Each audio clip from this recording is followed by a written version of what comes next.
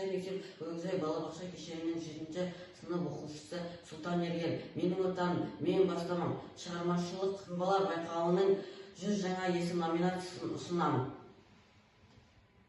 Жобаның мақсаты өмір жолы мен жетістігі, жасаған іс-әрекеті мектеп оқушыларға үлгі болатын Қазақстан Республикасының қорғаныс саласының дамуына үлес қосып жүрген бірінші рангылы капитан Хасанов Сабыр Хайдарұлының әскери өмір жолы өскелең ұрпаққа үлгі ету және насихаттау.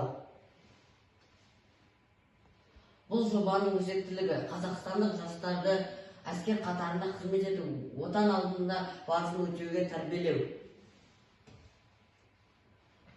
Бірінші ранг капитаны Хасанов Сабыр Хайдарұлы мектебіміздің 1985 жылғы түлегі, 1990 жылғы Севастополь қаласындағы адмирал Нахимов атындағы жоғарғы әскери теңіз училищесін оқып аяқтаған. Бұл оның екінші курстағы суреті. Бүгінгі таңда Сабыр Хайдарұлы Астана қаласында жағалау күзеті басқармасының басшысы қызметін атқарады. Бұл 2017 жылғы сурет.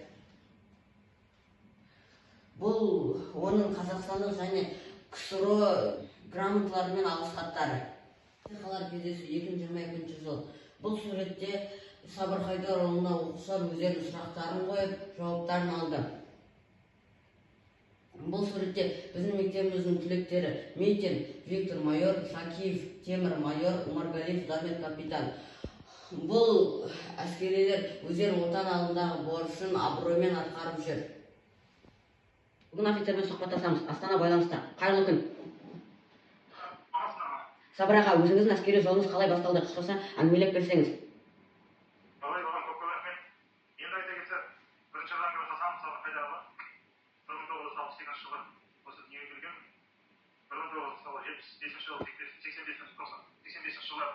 Аштай совхоздың мектебін орталық бітіргенмін. 19-тан кейін 1985-90 жоғары әскери теңіз училищені Нахимов атындағы бітірдім. Бітірген соң әскери қызметі жұмыс жасадым. Соның үстінде Приморская плотина деген дальний востокта, сосын Қазақстан мемлекеттік тәуелсіздік алғаннан кейін 93-тен бастап Қазақстан Республикасына қызмет етіп, енді айта кетсек, қызмет ретінде әскери теңізші болғаннан кейін бүткіл жаңағы службаны өттім. Командирден бастап, ары қарай мына орталық аппаратты командирлігім жаңағы Маңғыстау Мұстафа қаласында командир дивизияны қосатадым. Ары қарай командир дивизия Маңғыстауда Ақтау қаласында және 2003-тен бастап 23-ге дейін осы орталық аппаратта бәрі жұмыс ретінде жағалау күзетін басқарманың бастығына дейін жетіп, 2023-те қазір бірінші ранғы запас болып сонда да жұмыс жасап жүріп, өз білімді, емді менен қалған жұмыстарға көмектесіп, қолдан келгенше өз мемлекетімізге пайдам келтіріп. Жақсы, рахмет. Келесі сұрағымыз, сіз Аштай мектебінің түлегісіз. Мектеп алғашқы ұстазыңыз есіңізде ме? Көп рахмет сұрақтарына. Әрине есімде. Сол бірінші сыныптан 3-ші сыныптан кейін қазір Мақсымов көптен Иван Васильевич Ценгелисов деген енді бұрын Аштай мектебі орыс таза дайындап болғаннан кейін орыс мектебі бітірдім, орыс класста отырып. Сол кісі енді бізді барынша үйретіп, мектепте жолдас деп болуға. Сол жаңа Аштай совхозында біздер ертеректе әлі де бар, сол Черемушка ауылы деген жерде өнеке үйі болып, сонда тұрдық.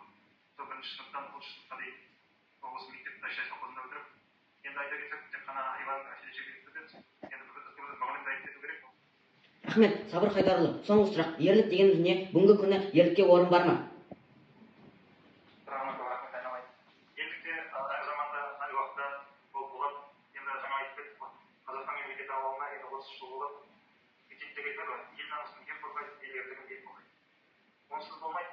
Себебі деген біздің аталарымыз осы соғысқа қатысқан адамдар көп. Солар жаңағы біз үшін көп үлес көрсетті. Сол бәрі жаңағы сақтап жүрсек, ешқашанда біздің ата-бабамыздың ешқашанда жоғалтпай жүре береді. Сізге тілейтін тек қана сол, ерлік ешқашан ешқайда кетпейді. Қай ғасырда болса да, қай уақытта болса да, онсыз болмайды.